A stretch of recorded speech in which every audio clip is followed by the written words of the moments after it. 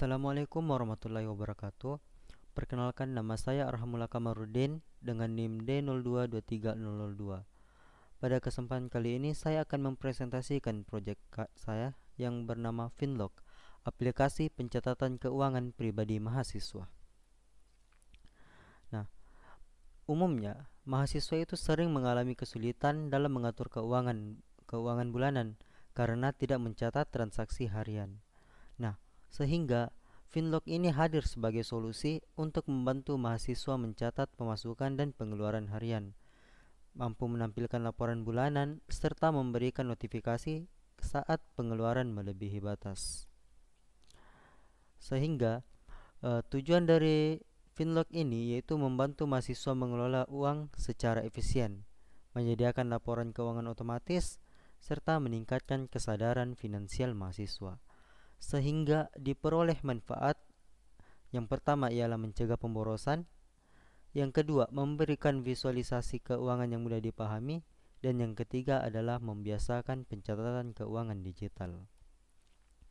Nah, berikut ini adalah rancangan sistem dari Finlog ini, di mana ada mahasiswa sebagai user dan berikutnya ada sistem. Nah, mahasiswa di sini dia akan meninputkan beberapa data seperti data login, data transaksi, batas anggaran bulanan, ataupun data ekspor laporan.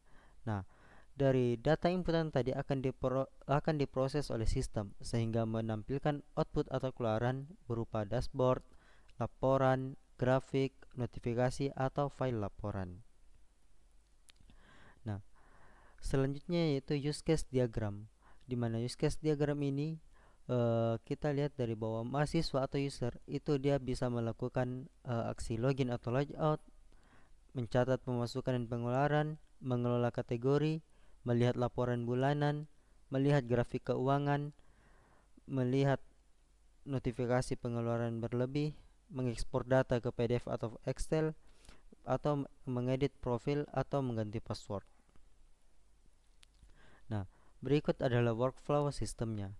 Nah, di mana dimulai dari start, kemudian login ke sistem, setelah itu proses verifikasi akun, kemudian menampilkan dashboardnya, kemudian kita bisa menginput transaksi baru, dan setelah transaksi diinput, datanya akan disimpan ke dalam database. Kemudian akan diproses untuk dihitung total saldo dan cek batas bulanannya. Nah, jika batas bulanannya lebih, nah, akan menampilkan notifikasi bahwa batas bulanan telah melewati batas. Nah, jika tidak, dia akan menampilkan laporan dan grafik bulanan. Nah, kemudian di situ kita bisa memilih untuk mengekspor data ke format PDF atau format Excel, kemudian logout, dan sistem pun berakhir. Nah, adapun model pengembangan yang digunakan adalah prototype model. Alasannya kenapa? Karena Finlog ini kita akan fokus pada tampilan dan pengalaman pengguna. Nah, sehingga dapat diuji langsung oleh mahasiswa. Dan alasan utama yang paling penting adalah cocok untuk proyek skala kecil dengan iterasi cepat. Nah, selanjutnya adalah beberapa fitur utamanya. Nah, fitur yang pertama itu adalah login dan registrasi, memiliki fungsi seperti melindungi data pengguna. Kemudian fitur yang kedua ada catat transaksi, di mana fungsinya itu untuk input pemasukan atau pengeluaran. Kemudian fitur yang ketiga adalah mengelola kategori, fungsinya itu mengatur jenis pengeluaran. Fitur keempat itu laporan bulanan, di mana fungsinya itu sebagai ringkasan keuangan. Kemudian ada fitur grafik keuangan, di mana fungsinya adalah visualisasi pengeluaran atau pemasukan.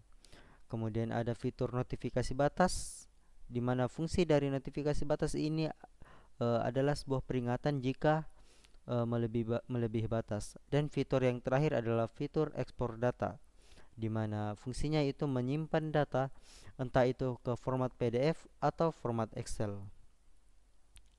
Nah, selanjutnya spesifikasi sistem. Spesifikasi sistem ini saya bagi menjadi 3. Ada fungsional, non-fungsional, dan teknis.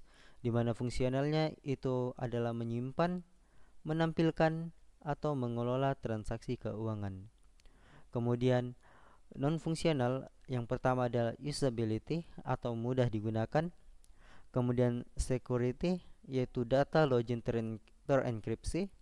Performance responnya cepat, dan reliability yaitu data tersimpan dengan aman.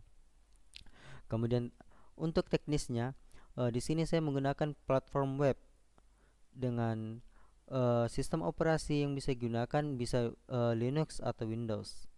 Adapun database-nya kita bisa menggunakan antara SQLite atau Firebase. Adapun tools yang digunakan ada beberapa macam seperti Figma, PowerPoint, dan Draw.io. Nah, selanjutnya validasi sistem, di mana validasi sistem ini bertujuan untuk memastikan sistem sesuai kebutuhan mahasiswa.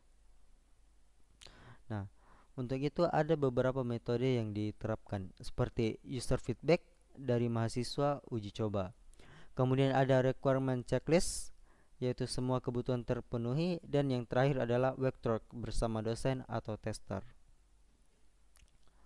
Nah, kemudian berikutnya ada pengujian fitur atau testing, di mana pengujian fitur atau testing ini saya menggunakan metode black box. Nah, seperti bisa yang terlihat, ada fitur yang pertama itu login. Dengan kasus ujinya yaitu password yang dimasukkan itu salah. Nah, dengan password yang dimasukkan salah, maka hasilnya diharapkan akan menampilkan pesan error. Kemudian ada fitur yang kedua yaitu tambah transaksi, di mana kasus ujinya inputnya itu akan dibuat kosong, kemudian diklik tombol tambah. Nah, hasil yang diharapkan itu adalah data transaksi itu tidak akan disimpan. Kemudian fitur yang ketiga itu laporan bulanan. Nah, di mana kasus ujinya itu ada datanya, jadi kita akan mengisi laporan bulanan sehingga datanya ada, dan hasil yang diharapkan adalah laporan yang ditampilkan itu benar, bahwa laporan bulanan ini hasilnya itu sesuai dengan transaksi selama proses bulanan tersebut. Kemudian yang terakhir itu ada notifikasi. Nah, di mana kasus ujinya pengeluarannya kita akan masukkan pengeluaran yang melebihi batas, sehingga hasil yang diharapkan adalah notifikasi muncul. Nah, selanjutnya itu lingkungan uji.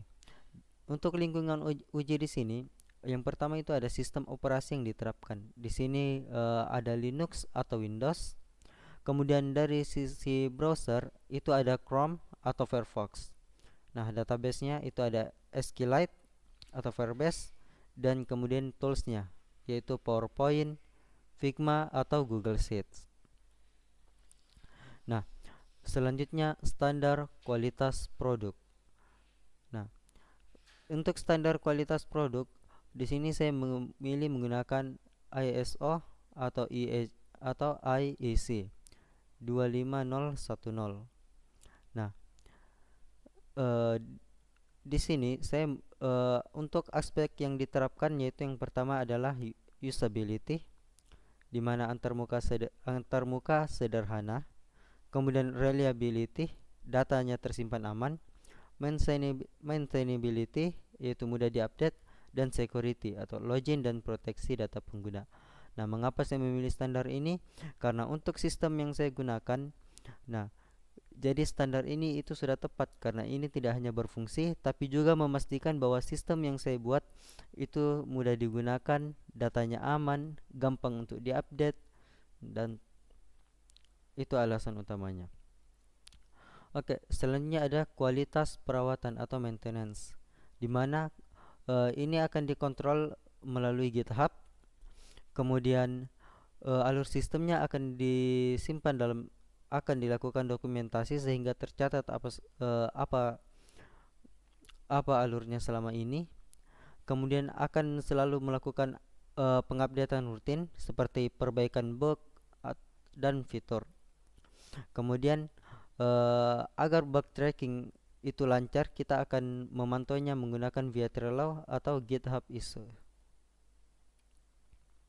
Nah, selanjutnya untuk kontributor eksternal.